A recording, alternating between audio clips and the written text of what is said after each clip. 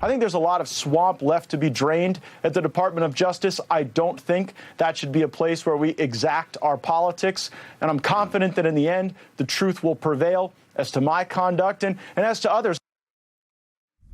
Well, that, of course, is Congressman Matt Gaetz of Florida on this program back in May, predicting that the truth would come out surrounding his declaration of total innocence surrounding allegations that Gaetz, quote, sex trafficked a 17-year-old girl who unnamed sources claim he had sex with. This, of course, all came out after Gaetz's strong defense of President Trump, and he joined a long list of Trump ally targets, Rudy Giuliani, then we can go to a longtime Trump executive and so many others. But something big just happened. A federal grand jury indicted Florida developer Stephen Alford for allegedly attempting to extort the Gaetz family out of $25 million. The FBI describes this elaborate scheme like this.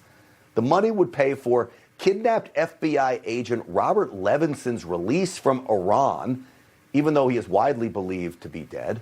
In exchange for that financial help, agents say Alford promised a Joe Biden presidential pardon for Matt Gaetz. The indictment does not clear Congressman Matt Gaetz, but it most certainly adds to his credibility. He told us there was an extortion scheme at play, and now with this indictment from an unfriendly FBI, by the way, that confirmed the extortion plot, at least the allegations of it.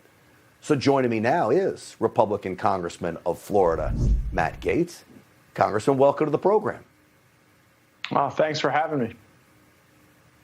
I take it this is the first step in you trying to totally clear your name.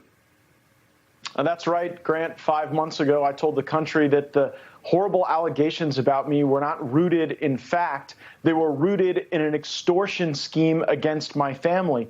And that probably sounded a little out there back then. But now we have at least an indictment that is supporting what I have said. Now, this is a good start, but there's more work to do. You see, at least 3 people were involved in extorting me. One was a former DOJ official, one was a former Department of State contractor, and the third was this con man, Stephen Alford.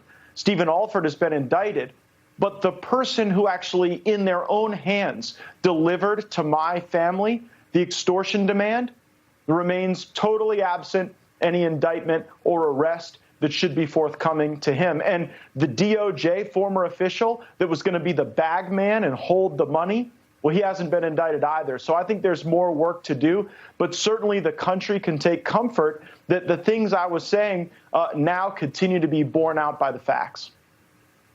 All right. So Alford hasn't been convicted of anything yet. I want to make that clear. But this scheme seems elaborate. Does he really think that your dad would believe, that you would believe that somehow $25 million is going to get this FBI agent home and that Joe Biden, of all people, would pardon you?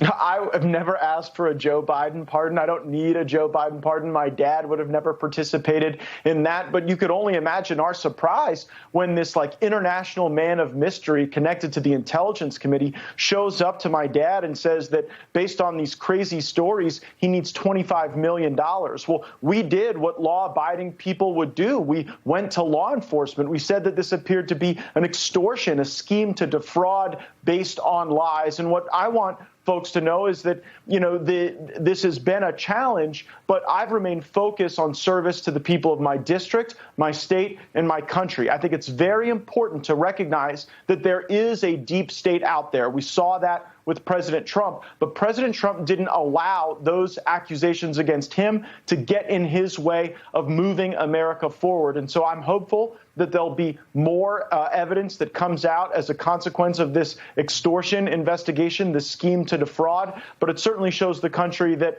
these claims about me, they were never true. They were just used to try to bleed my family out of tens of millions of dollars. So, Congressman, your critics will say, all right, well, the sex allegations aren't involved in this. It doesn't clear you on that. What do you say to them? Look, my status is that of victim. not target of any investigation. I've only ever been told that I was the subject, but now we see that there is this extortion that utilized false allegations. It certainly has to call into serious questions any allegation of sex trafficking against me, that's what people were trying to use for what was a broader fraud. And it also is interesting. I mean, this is going to sound crazy to you, Stinch, but Robert Mueller made the exact same offer of $25 million to Russian oligarch Oleg Deripaska. Deripaska paid the $25 million through the FBI when Mueller was the FBI director, and then Mueller turned around and accused him anyway of wrongdoing in the Russia hoax. So like $25 million to rescue Bob Levinson has become a deep state Mad Lib, where they just take someone that they're trying to, I guess, involve in some sort of criminality and use that as a basis to bilk people out of money and to run a scheme. I know it sounds wild, but folks can check the record. Oleg Deripaska, Robert Mueller, $25 million, Bob Levinson, same grift. Here's the thing. I'll check the record on it, and I'll try to ask the FBI about it. They're not going to answer my questions. Here's what I will tell you. I tend to see what you have been saying. Everything coming out has been going in your favor. We have seen absolutely zero indictments of Matt Gaetz at all, and the history of the FBI working against Trump allies has been absolutely shameful, really, from the FBI's perspective.